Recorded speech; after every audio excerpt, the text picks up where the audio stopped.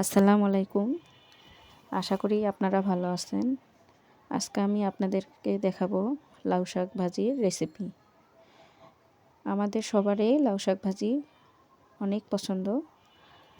আমি এখানে বাজার থেকে এক আঁটি শাক এনেছি ভাজি করার জন্য, আপনাদের কাছে শেয়ার করব। দেখুন আমি কিভাবে শাকটাকে কেটে নিচ্ছি, লম্বা লম্বা করে, চিকন চিকন করে। আমি এইভাবে সবগুলা শাক কেটে নিয়েছি। শাকগুলাকে আমি খুব ভালো করে সুন্দর করে কেটে নিয়েছি।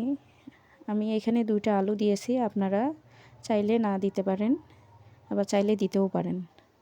এবারে আমি শাকগুলোকে খুব ভালো করে ধুয়ে নিয়েছি। কড়াইয়ে আমি বসাইয়ে দিলাম, লবণ দিয়ে দিলাম পরিমাণ মতো, ঢাকনা দিয়ে রেখেছি আমি 5-6 মিনিট। এরপরে ঢাকনা খুলে আমি শাকটাকে ভালো করে নেড়ে চেড়ে সিদ্ধ করে নিব। দেখুন ডাঁটাগুলা অনেক সুন্দর সিদ্ধ হয়েছে, একটু পানি নাই।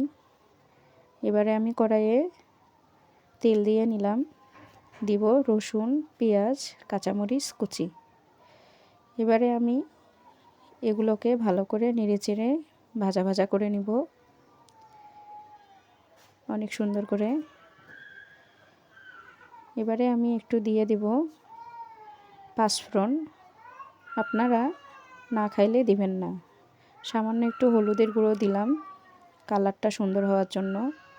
শাকগুলোকে আমি ঢেলে দিলাম, সিদ্ধ করা শাকগুলো ভালো করে নেড়ে চেড়ে শাকটা আমার রেডি।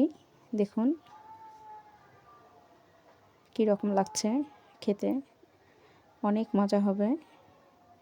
এই তো শাকগুলো আমার রেডি হয়েছে, রান্না শেষ।